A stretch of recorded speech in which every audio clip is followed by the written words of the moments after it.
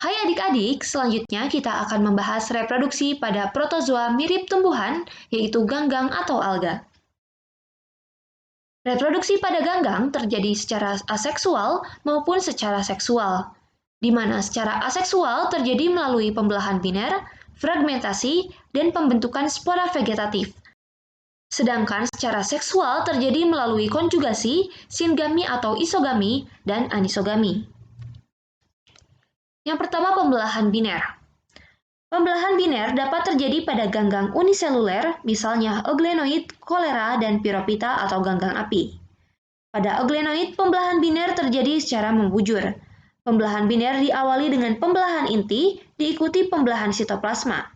Dari satu sel induk akan dihasilkan dua sel anakan yang akan tumbuh menjadi ganggang baru.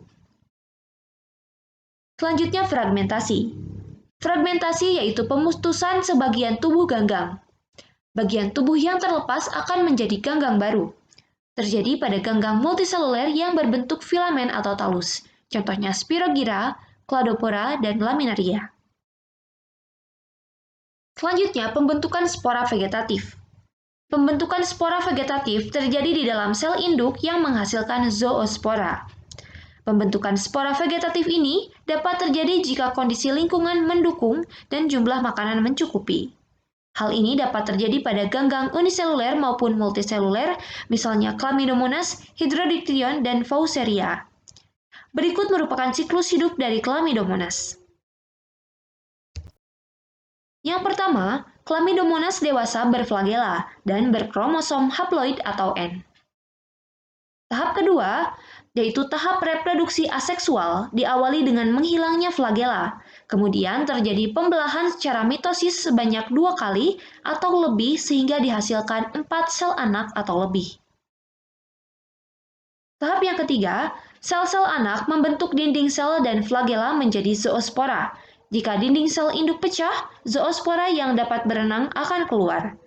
Zoospora tumbuh menjadi Chlamydomonas baru yang haploid. Tahap yang keempat, jika persediaan makanan berkurang atau lingkungannya kering, Chlamydomonas akan bereproduksi secara seksual. Reproduksi seksual diawali dengan pembentukan gamet yang haploid melalui pembelahan mitosis berulang kali. Gamet lalu dilepas dari sel induk. Tahap yang kelima, terjadi singami antara gamet yang berbeda jenis, yaitu plus dan yang min, yang menghasilkan zigot yang diploid. Tahap yang keenam, zigot membentuk selubung yang kuat dan resisten disebut dengan zigospora. Tahap yang ketujuh, zigospora yang bersifat diploid mengalami pembelahan secara meiosis menghasilkan 4 individu baru yang haploid. Selanjutnya, konjugasi. Konjugasi adalah proses saling berlekatnya dua individu yang berbeda jenis, diikuti dengan terjadinya plasmogami atau peleburan plasma sel dan karyogami atau peleburan inti sel. Contoh ganggang yang dapat berkonjugasi yaitu Spirogyra yang berbentuk filamen tak bercabang. Mekanisme konjugasi pada Spirogyra yaitu: yang pertama, filamen Spirogyra haploid atau N yang berbeda jenis saling berdekatan. Kemudian, sel-sel yang saling berdekatan membentuk tonjolan yang merupakan jembatan konjugasi. Selanjutnya, protoplasma dari sel 1 yaitu yang plus berpindah mengalir ke sel pasangannya yaitu yang min. Pada tahap ini, terjadi plasmogami diikuti dengan karyogami. Selanjutnya, konjugasi menghasilkan zigospora yang bersifat diploid. Reproduksi seksual pada alga yang selanjutnya yaitu anisogami dan isogami.